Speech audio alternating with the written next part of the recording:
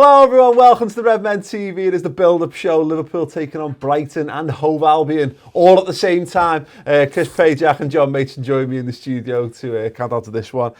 Gents, it's the last game of the season, but it's not. It's weird. It's really weird. We were talking this in the office before, Chris, how in some respects we're kind of winding down, but then you wind down just to go and ramp it straight back up again. I don't know how if this has happened. How is this the 38th game of the season? I have no idea. The what game of the season?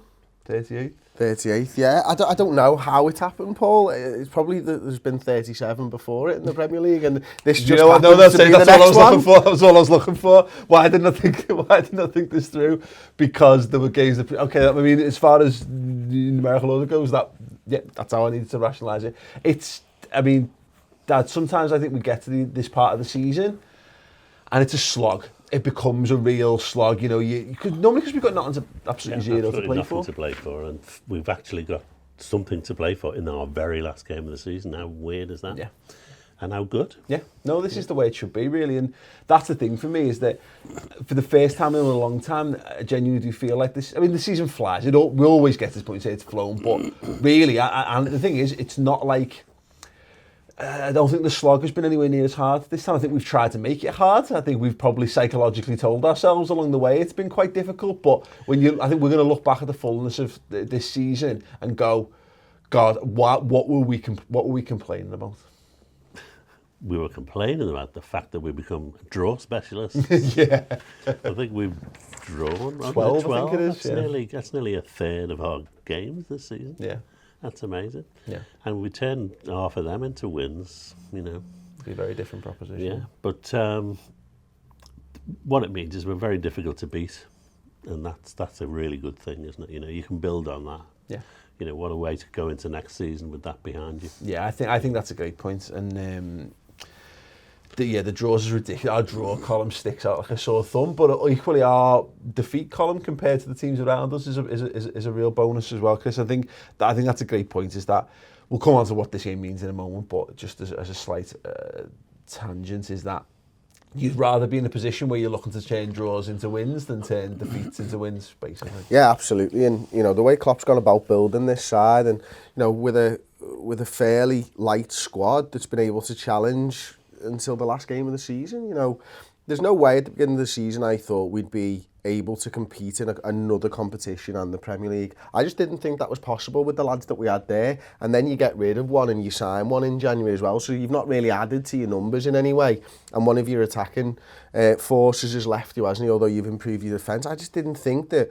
our squad would be able to get to where we are in the Champions League and would be able to compete. All right, we've not turned it on in the Premier League over the last few weeks, but again, we've not been beaten many times either, and that's a big thing, isn't it? Yeah, I think it's right. I think it's telling that in the last two seasons we've limped domestically. We could end up at the end of the weekend in the same position that we finished last season in the league, and we'll have done it in a very similar way in so much as we'll have secured it on the last day if we've done it. But it doesn't feel the same. It does feel like we've been loads more competitive throughout the course of the season this time around, and ultimately because in years gone by, we've struggled against the lesser lights of the league, and we've done really well in the big games. We've kind of reversed it this time, but there's more of those smaller games. I think the fact that we weren't getting beat has really helped, because you were always going in thinking we've got a chance of winning this. Yeah. And, there was only the Swansea game where really you'd think that was stupid. Whereas the others, you come away, you're getting beat by City with 10 men, you're getting beat away at Tottenham and United, you think, well, those things can happen against those teams. No big deal. But as you're rightly saying, in years gone by, we were getting beat by all sorts of rubbish. Yeah. And drawing at Anfield against all sorts of rubbish. Now, we can just turn that round. Yeah, the other thing is we've been entertaining. Yeah. It's been a joy to go to Anfield to watch us play. Yeah. I've gone in past seasons and you go and you think, oh God, have I got to go to this again? Yeah. No, it's true, but it shouldn't be underestimated. This is what I talk about, the full length of a season. It's a lot of footy, and it's a lot to do, and there might be some people who don't get it, but, It is. Everyone has that. Everyone has that in every walk of life. You have something amazing. Even the most amazing things in your life, there are just times when you just wake up and you're like, oh, you know, this has become trouble. But I think that's the most important thing, Chris, is that's where even if let's just put the Champions League thing to one side and stack this season up against last season. This season has been that. This is the net result will end up roughly the same. But you would always choose this method of achieving it as opposed to the ones we've seen previously? Yes and no for me, because I've enjoyed the Premier League campaign. Of course I've enjoyed the Premier League campaign, but we haven't had those highs that you get from going away to City and beating them and beating Chelsea away and all that. Yeah. They stand out to me more than beating Bournemouth. But after 15 years of that, I really just wanted a season like this where you can go and beat some dross and put that to bed. I remember when we used to be winning everything and United didn't, their season would hinge on whether they beat us or not. Yeah. And we were becoming a bit like that. Yeah. You know, we could beat the top sides, but we couldn't beat the rest of them, and therefore we couldn't really compete. Yeah. This season, you know, we've only lost 5 games, and you know some of them were against big teams, but we've been entertaining. You know, we've scored goals. You know, and we've had dreadful luck with injuries. You know, so our squad actually looks worse than it is. Yeah. You know, it still obviously needs strengthening, but you know, to lose some of the players we've lost. And as we say, and then to bring it back into the conversation, Dad, we've had a run to the Champions League final along the way as well. I mean, I think it's helped as well that we got out of the League Cup and the FA Cup pretty early. Yeah. I know at the time we were all thinking, oh, this isn't good because you need your squad. Well, because no one thought we were capable of getting to the Champions League final. Absolutely. And I'd swap winning an FA Cup for getting to a Champions League final. Yeah, and this is, you know, Klopp's 3rd final with us already. Yeah.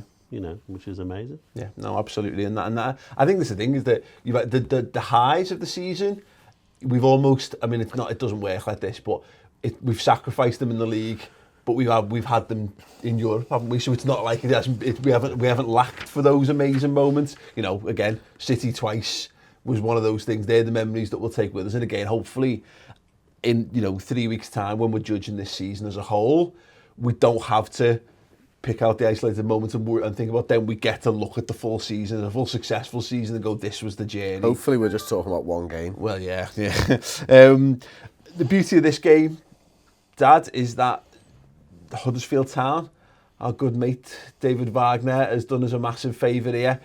Not the favour it looked like we could have had with about 40 minutes left to play in that game. The Chelsea goal was a real fluke, wasn't it? Ridiculous. Yeah. But still, no one really expected Huddersfield to do much there.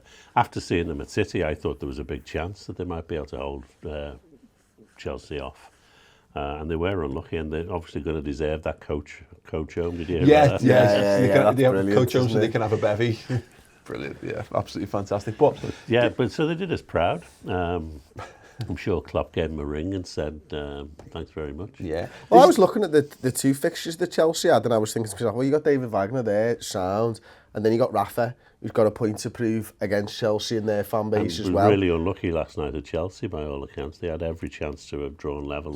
Spurs. Spurs, yeah. So, well, I flicked over for the 15-minute half-time period of the Huddersfield game, and they were just getting tonked at that time, like at the end of the first half. Newcastle were getting tonked, like.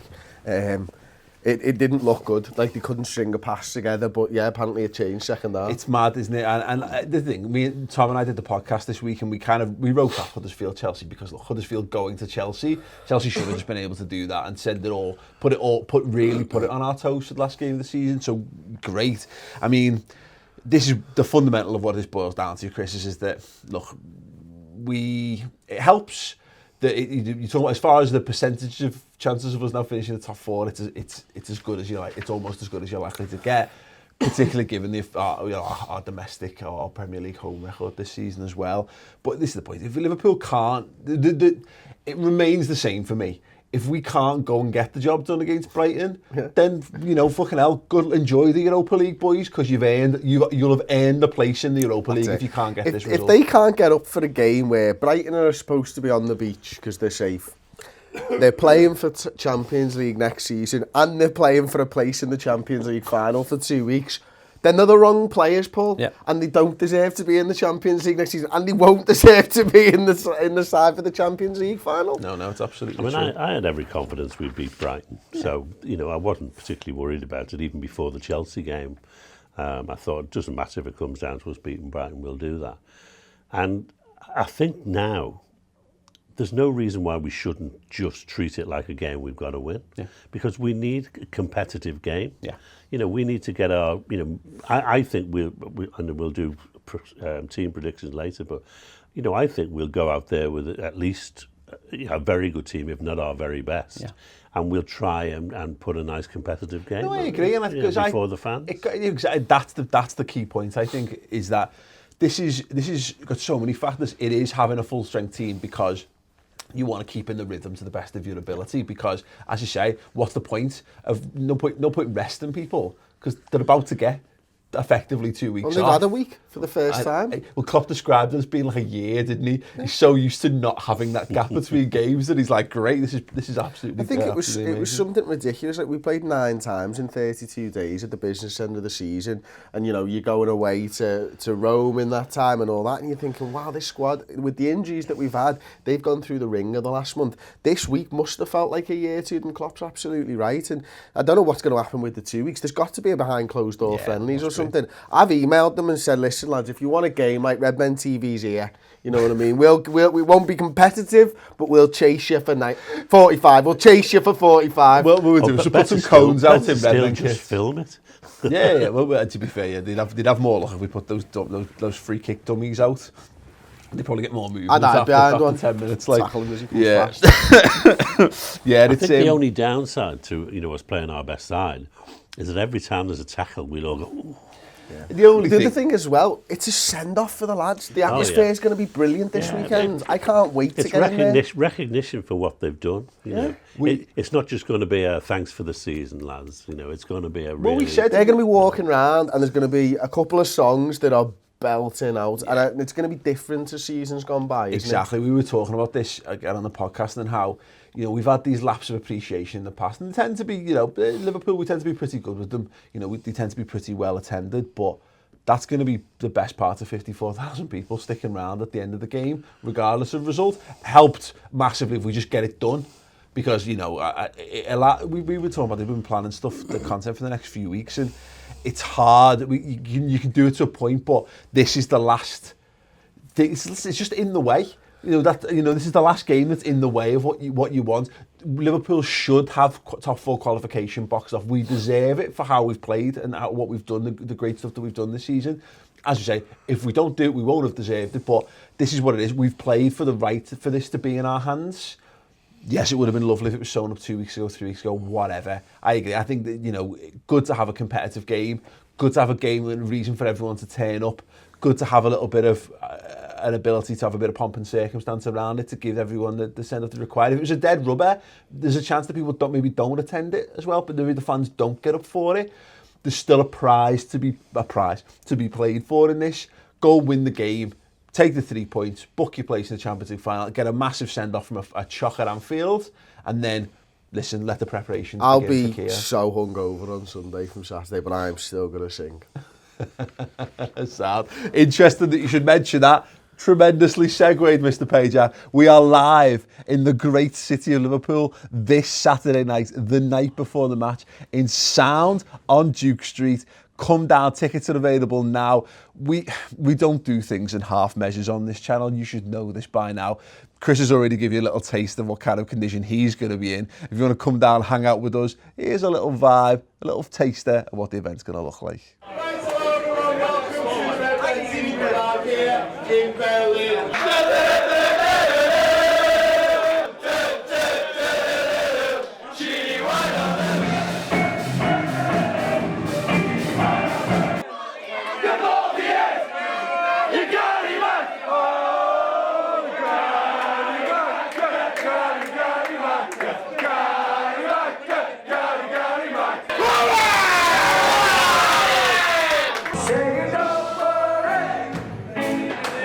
About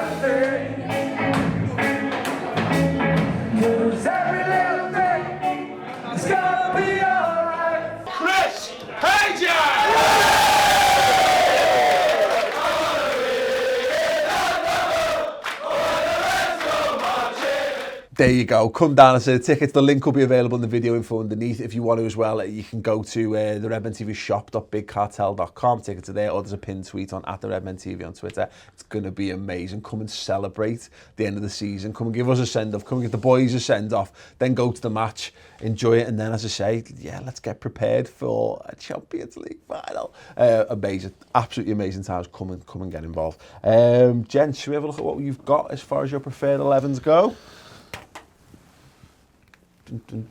Has anyone got anything remotely different? What you got? Everyone's gone for exactly the same team. What have you changed? Mignolet. Right. Get out. One last run out, lads. That's all you're having. Just for a laugh. Give him a send-off. No. See you later. Make sure his bags are packed. Thank you very much. Oh, thanks for all this. I mean, last week we debated whether Klein would get a run out or not. I tend to think this week this team needs to go on the pitch and be cheered for what they've done. And to be fair, Dad, we should go back to the model that we've had for these games all season long. Go out there, play your high-intensity football for 60, 65 minutes, and then you go, whose legs are the most wrecked out of the front three? You come off first. Maybe you bring Klein on for 20 minutes just to get him some time at right back. I'd be looking at it and saying to myself, there's only two things that I would do if I've got the choice.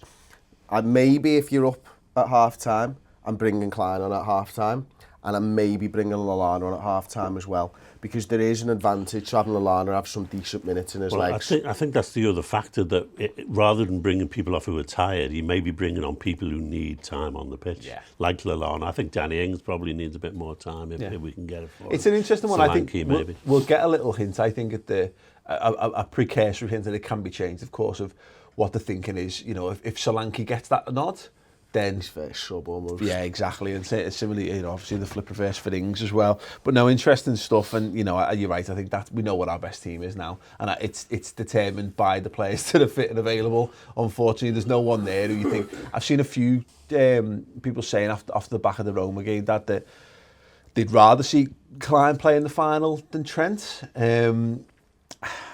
Maybe a year ago, I'd have been all over that shout. Maybe half a season ago, I'd have been all over that shout. A year ago, we weren't very happy with Klein. His form was rubbish. Yeah. You know, so I can't really see him breaking back in at this point. I'm sorry, I think that's idiotic, to be honest with you, because we've seen in the Champions League, in that first leg against Roma, the amount of times Trent's been able to pick out Mo Salah. We're going up against Marcelo, who's going to want a bomb on, who's going to have the same difficulties that Kolarov had in that first leg, and we'll have Klein there to pass sideways now. You want Trent in with that ball around the outside. That's what you want. And from a defensive sense, of course, there's going to be question marks around Trent, but you can't just fear Real Madrid. You've got to be able to do what you can do, and he's a massive weapon going forwards for us, Trent. So I think it's what we do best is attack. Yeah. So you know we've got to take that full advantage from that rather than anything else. Yeah, that's it. I completely agree. And as I say, I think it's you put your best foot forward.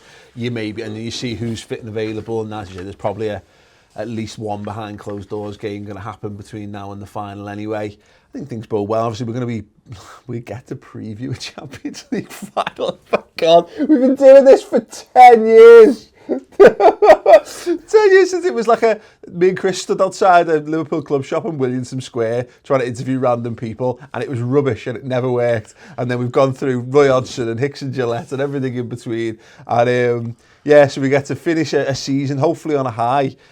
And then look forward to a Champions League final. All that content's going to be coming up on the redmentv.com, by the way. Said it before, I'll say it again. The stuff we're putting out on there is absolutely top quality. The boys have pulled out all the stops this season, and it gets better and better. So yeah, we're going to be wrapping up this season. We're going to be reviewing this season from next week. And then we're going to be building up in a massive way to Kiev, and then we're going to be wrapping up the season as a whole, and then we're going to be looking forward towards transfers and stuff. Perfect time to get over to the website. Start a free month if you've never had it before. Just as we've mentioned, or we touched upon briefly, Spurs have got Leicester at home, Chelsea have got Newcastle away. It would be nice to see, I mean, if Rafa does a job against Chelsea, fine, we should be able to do the job regardless. The only thing I think we should have a real interest in is whether Leicester can get something against Spurs. Because it would just be, we talked about it a bit in recent weeks, To finish third would just be a... Yeah, well, you can see there's a progression, isn't there? Yeah. You know, you finished fourth last season. To finish third against the Tottenham side, who are very, very good, I think would be absolutely brilliant. I'd rather finish third than fourth. I think every Liverpool fan would rather finish higher. I mean, but even so, I mean, it is such an achievement to finish in the top 4 and get to the Champions League. Particularly when everyone looked at this season and they said, "Ooh, 6 into 4 doesn't go." Yeah, shock. That's up there with Paul's school of Howard's 38 after 37 maths. But there were a lot of people from around the country who looked at it and went, "Well, Liverpool struggled last season. How are they going to be able to handle?" You only got Champions League because you didn't have Europe. Fuck yous. Exactly that. And I think that's it. Given how competitive it was, you know, go to Chelsea. You know, we're on course. If we do our job, we will finish above the team that won the Premier League last season. And Arsenal will continue to flounder, and I think that's a real credit to us, and that's something that we should very much be very, very happy with. And if, as I say, if we can finish third, just great. That's icing on the cake for me. And the good thing about it, ultimately as well, is that there's no qualifying round of the Champions League for us next season, even if we finish fourth. So and that again says what an achievement it is to actually go from the qualifiers and get to the final. Yeah. That's incredible. I wonder how often that happens. It's happened once that I know of. Yeah. Yeah, Liverpool this season. Amazing. Dan, what's your score prediction? 3-0. Cool, Chris. I'll take a 4-0. I'll have a 5. Nice. 5-0 to the Reds. Send us off in the best possible way. Let's do what we've done all season long, except let's not have Glenn Murray have a pen this time around. That would be lovely. I don't mind if he has a pen and he misses if it's 5-0. I'll take that. I'll just laugh at him then. I'll take a Glenn Murray miss pen, actually. All right, cool, yeah, that's fine. Let me know your score predictions and your preferred 11s in the comments below. As I say, come and join us on the redmentv.com from now onwards. If you've not tried it out, try it out. If you've tried it out before, the world of difference of how we've grown this stuff over the last 5 or 6 years is just phenomenal. Come and have another look. And yeah, get yourself prepared for this game, for beyond towards Kiev and beyond after that, for what promises to be just an amazing few seasons in prospect under the wonderful man that is Jurgen Klopp. Come on, you Reds. Thank you very much, gents. See you all after Brighton. Ta-ra.